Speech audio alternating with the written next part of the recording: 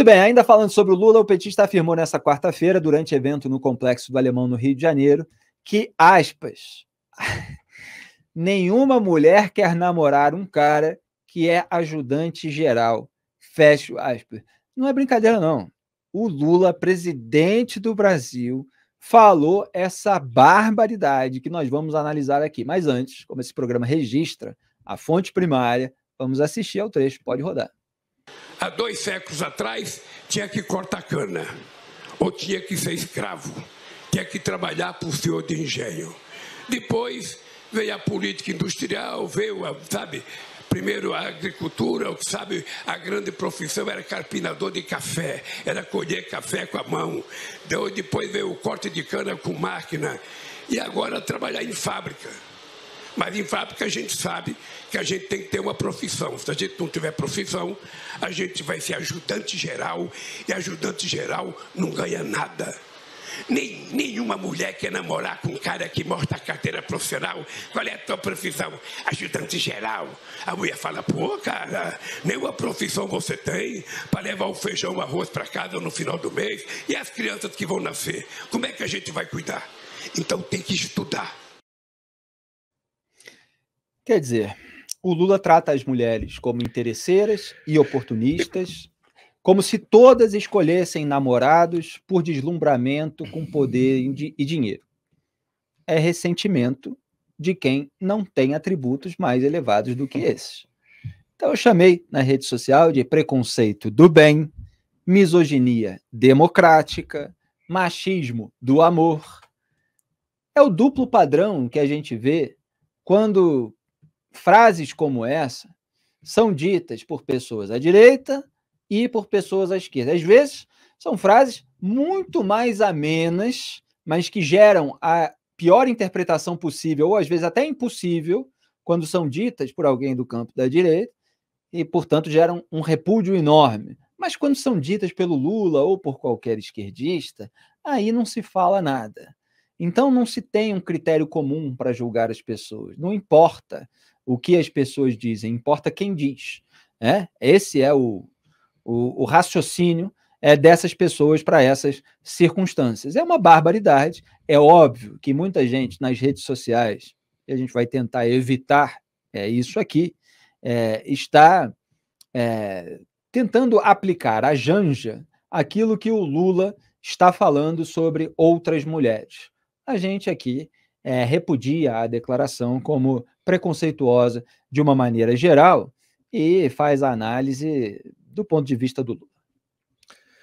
Enfim, a Janja tinha dito, né, Felipe, que precisava lutar com os hábitos, sobretudo de linguagem, de pensamento, de um homem mais velho como Lula, um homem que cresceu em outra época, né? Pelo jeito, esse trabalho de reeducação linguística do Lula não está surtindo efeito.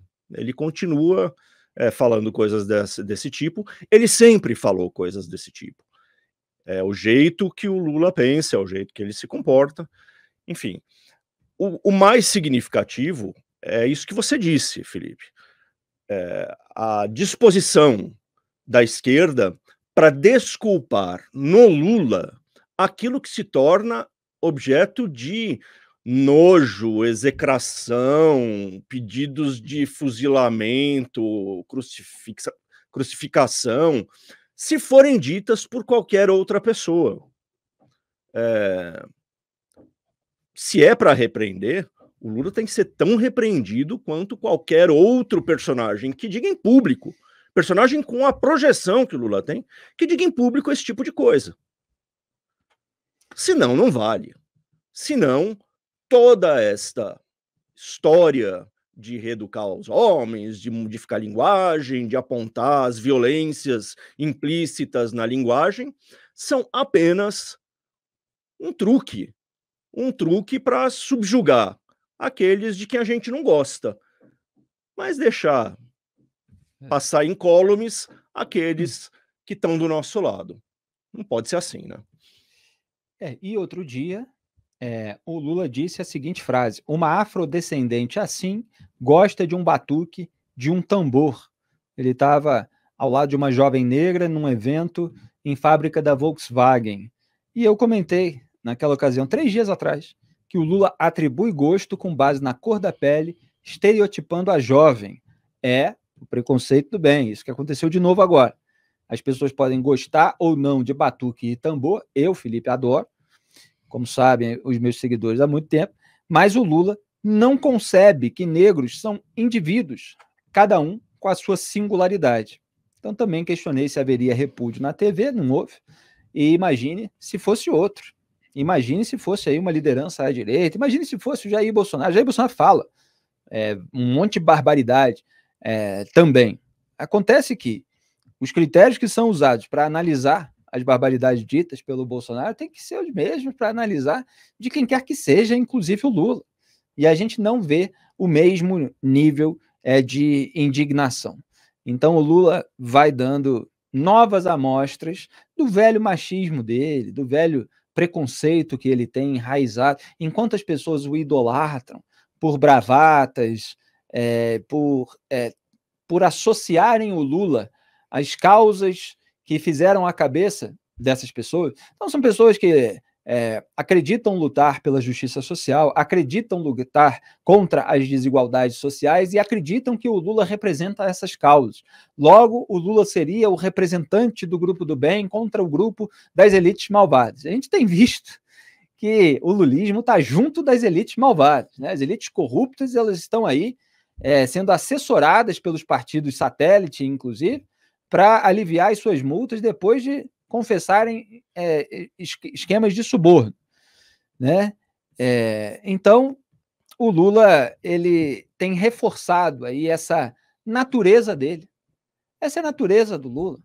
Ele é essa figura preconceituosa mesmo, que fala o que dá na telha porque se sente blindado e onipotente, Greg. É isso, Felipe. O velho uso de padrões diferentes para lidar com o mesmo problema, dependendo da pessoa, certo? Se eu gosto da pessoa, eu alivio. Se eu não gosto da pessoa, eu massacro. O Lula é aliviado.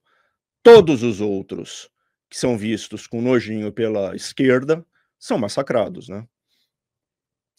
Pois é, e o petista também disse que o rico gosta de dizer que está devendo ao falar sobre empréstimos do BNDES, resgatando seu velho discurso da luta de classes. É o que o Lula sempre faz, é jogar pobre contra rico, fingindo que ele está do lado dos pobres, quando, como a gente tem visto, ele está do lado dos ricos, ele dá ala podre, né, da elite brasileira, que já está voltando a estabelecer negócios com o governo federal sob seu comando. Vamos assistir a esse trecho também.